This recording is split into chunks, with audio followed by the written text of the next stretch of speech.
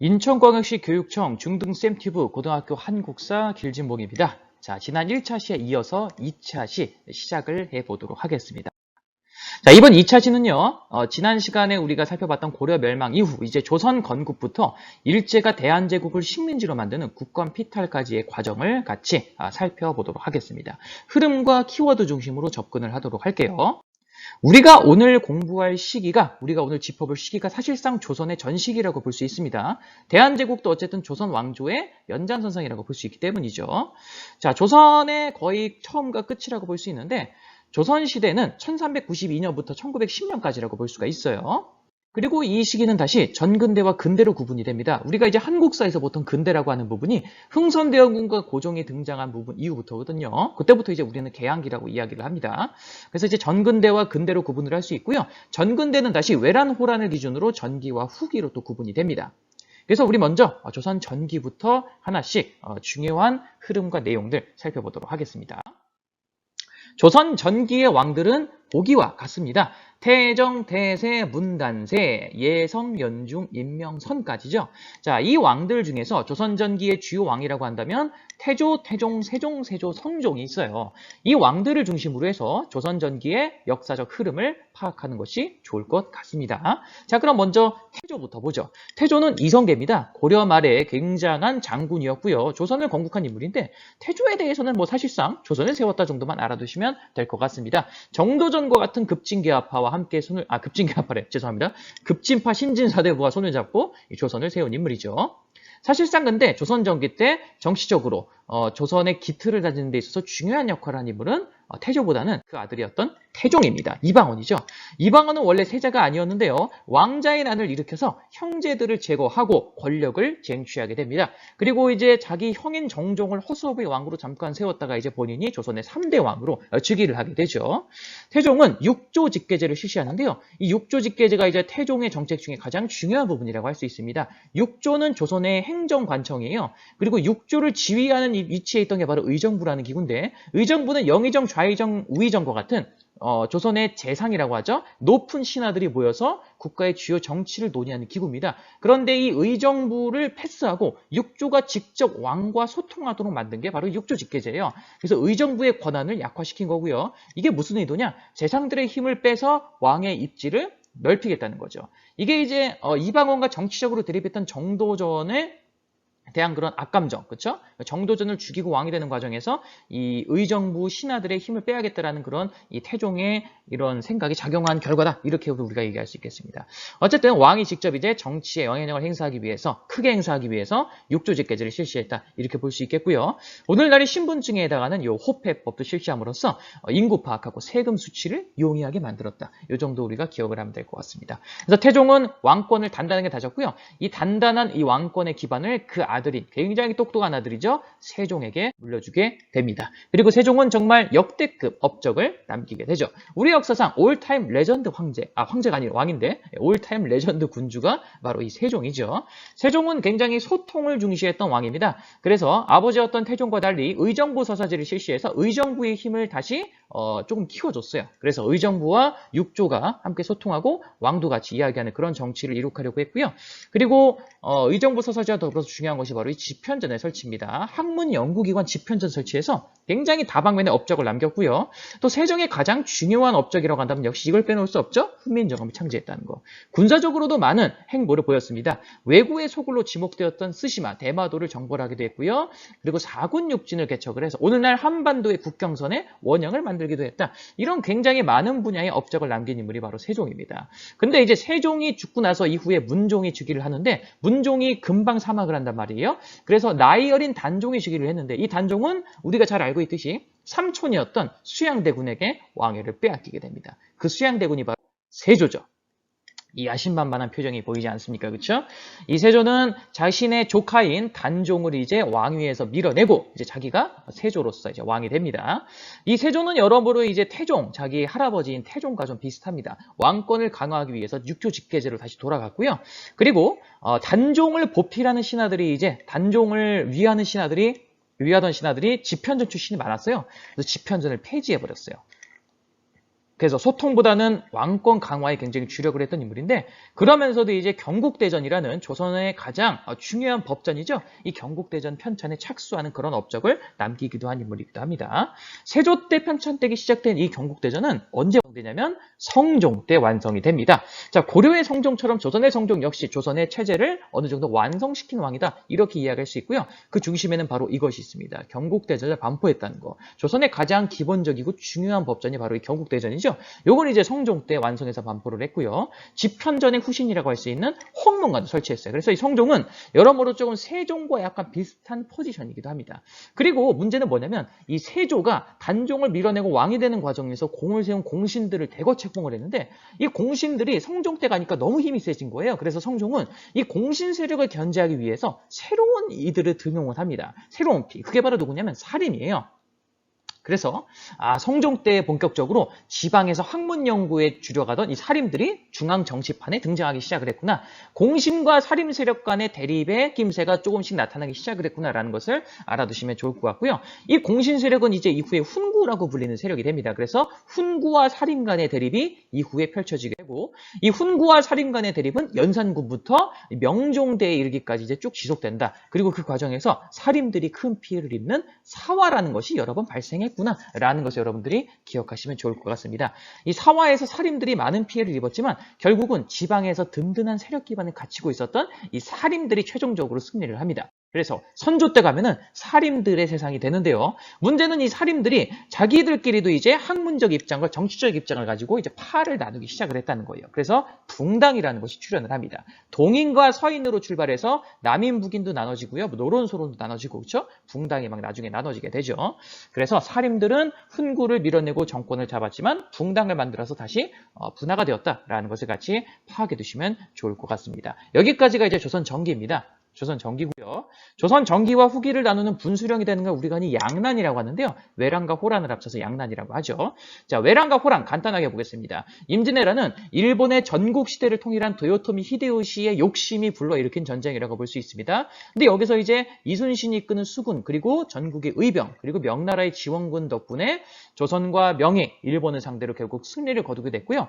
하지만 그 과정에서 명나라가 너무 약해졌어요. 그리고 명나라가 약해진 틈을 타서 명의 지배를 받던 여진족이 만주에서 막 성장을 하게 됩니다. 그래서 이런 결과들이 나타났다. 일본에서는 도요토미 정권이 무너지고 도쿠가와 이에야스의 에도 막부가 세워지는 계기가 되었다는 것도 같이 참고를 알아두시면 좋을 것 같습니다. 그리고 이후에 이제 호란이 나타나게 되는데, 자, 이 명나라가 약해지는 틈을 타서 세력을 키운 여진족이 후금이라는 나라를 세웁니다. 누르하치의 주도로 말이죠. 그래서 명과 신흥 국가인 후금 사이에서 이 외교적 포지션을 이제 조선이 고민하는데, 광해군, 선조의 아들인 광해군은 중립외교를 펼쳤어요. 근데 이 중립외교에 불만을 품고 서인 세력이 인조반정을 일으켜서 광해군을 밀어내죠. 그리고 서인과 인조 정부는 친명 배금 정책을 전개합니다. 명나라랑만 일방적으로 우호적인 정책이죠. 이것은 이제 당연히 후금의 분노를 몰고 왔고요. 후금은 정묘년에 쳐들어오게 됩니다. 이게 정묘호란이에요. 그래서 여기서 조선은 결국 후금과 형제의 맹약을 맺는 선에서 합의를 하게 됩니다. 그러니까 사실상 조선이 패배한 거긴 하죠. 그런데 여기까지는 그래도 조선이 이를 악물고 참을 수 있었는데, 문제 그 이후였습니다. 1646년 갑자기 후금이 나라 이름을 청으로 바꾸고 황제를 칭했어요. 그전까지는 칸이었거든요. 황제를 칭하면서 조선에게, 야, 이제 우린 브라더가 아니야. 이제 우리는 임금과 신하의 관계로서 재정립해야겠어라고 하면서 이제 군신관계를 청나라가 조선에게 요구한 건데, 조선은 명나라와 군신관계를 맺고 있었단 말이죠. 조공채권 관계. 그래서 거부합니다. 우리는 두 임금을 섬길 수는 없다. 그리고 무슨 너네랑 우리가 군신관계야. NO! 이랬더니 바로 이제 청의 태종 홍타이지가 직접 군대를 끌고 병자년에 쳐들어온 게 바로 병자호란입니다. 이 병자호란의 결과 조선은 처절하게 패배를 했고요. 삼전도에서 굴욕적인 항복을 해서 청과 군신 관계를 맺었고, 그러면서 자연스럽게 조선과 명과의 관계는 단절됩니다. 이때 당한 굴욕을 갚자는 북벌론이 효종 때 대두됐어요. 인조의 아들이 효종이죠. 하지만 실현되지는 못했다라는 것까지 알아두시면 좋을 것 같습니다. 여기까지가 양난이고요. 자, 조선 후기를 우리가 또 이제 쭉 볼 건데, 조선 후기에는 이제 광해군과 인조, 그리고 영조와 정조를 중심으로 보면 될 것 같습니다. 광해군은 일단 중요한 게 중립외교예요. 앞에서도 언급을 했었죠. 외란을 겪은 광해군은 전쟁을 나지 않게 하기 위해서, 그렇죠? 후금과 명 사이에서 중립외교했지만 결국 인조 반정으로 쭉 갔고, 인조 정권은 이제 앞에서도 얘기했듯이 친명 배금 정책을 쭉 전개하다가 호란을 맞이하게 됩니다. 그래서 굴욕적으로 이제 청과 군신 관계를 맺는 엔딩을 맞이하게 됐죠. 이후에 이제 조선 내부적으로는 붕당 간의 다툼이 굉장히 극심해졌어요. 특히 현종 때 예종 그리고 숙종 때 정권이 하루아침에 뒤바뀌는 환국이 여러 차례 반복되면서 붕당 간의 서로 견제와 균형을 원리로 했던 붕당 정치가 변질되면서 서로 간에 못 죽여서 안 달라는 그런 붕당 정치로 변질이 됩니다. 그래서 이제 정치가 너무 어지러워진 거예요. 붕당 간의 싸움이 너무 심하고 어지러우니까 영조는 진절머리가 났습니다. 그래서 영조는요, 숙종의 아들이었던 영조는 이 붕당 정치를 뿌리 뽑기 위해서 붕당 부분 없이 균등하게 인재를 등용한다는 이 탕평 정치를 표방을 해서 실시를 합니다. 그리고 영조의 이 탕평 정치는 그 손자인 정조에게로 이어집니다. 정조는 강력한 왕권을 바탕으로 해서 할아버지 영조보다 더욱더 강하게 이 탕평 정치를 밀어붙입니다. 그리고 그걸 뒷받침했던 게 바로 뭐냐면 학술 연구기관인 규장과 그리고 국왕의 친위 부대였던 장효영이에요. 이런 것들을 이제 정조가 설치 그리고 강화를 하면서 왕권을 다졌고요. 그리고 자신의 이런 개혁적인 이상을 실현할 수 있는 신도시로서 수원 화성을 건설하기도 했죠. 조선 후기에 가장 유능한 군주를 꼽자면 바로 이 정조를 이야기를 하지 않을 수가 없습니다. 하지만 이 정조가 40대의 나이에 갑자기 사망을 하는 바람에 권력의 공백이 발생을 했고요. 이것은 이후에 1800년대 들어와서 외척, 왕비 쪽 가문이죠. 외척들이 정권을 장악하는 세도 정치를 이야기하게 되었습니다. 순조, 헌종, 철종 때는 안동 김씨와 풍양조 씨가 정치를 휘두르는 이 세도 정치 기간이었고요. 이 시기에 이제 수치제도죠. 삼정이 엉망진창이 됩니다. 삼정의 문란, 백성들은 너무나 힘들어지고 홍경래난이나 임술 농민봉기와 같은 대대적인 농민봉기가 발생하기도 했다라는 것을 여러분들이 같이 알아두시기 바랍니다. 여기까지 해서 우리가 전근대 전반적인 흐름들 쭉 살펴봤고요. 개항기를 보도록 하겠습니다. 1860년대부터 90년대까지 전반적인 흐름을 볼 건데요. 시기별 중요한 내용들 짚어보고 넘어갈게요. 이 세도 정치가 굉장히 심각한 와중에 등장한 인물이 바로 흥선대원군입니다. 고종의 아버지로서 나이가 고종이 어렸기 때문에 흥선대원군이 권력을 장악을 했죠. 대내적으로는 이제 정치개혁을 전개하면서 왕권을 강화하기 위해 뭐 경복궁도 만들고 비변사도 타파하고 그쵸? 세도 정치도 이제 무너뜨리려고 했고요. 삼정의 문란을 어느 정도 해결을 해서 민생을 안정을 시킵니다. 하지만 이 흥선대원 정책 중에 가장 중요한 역시 바로 이 통상수교 거부 정책이죠.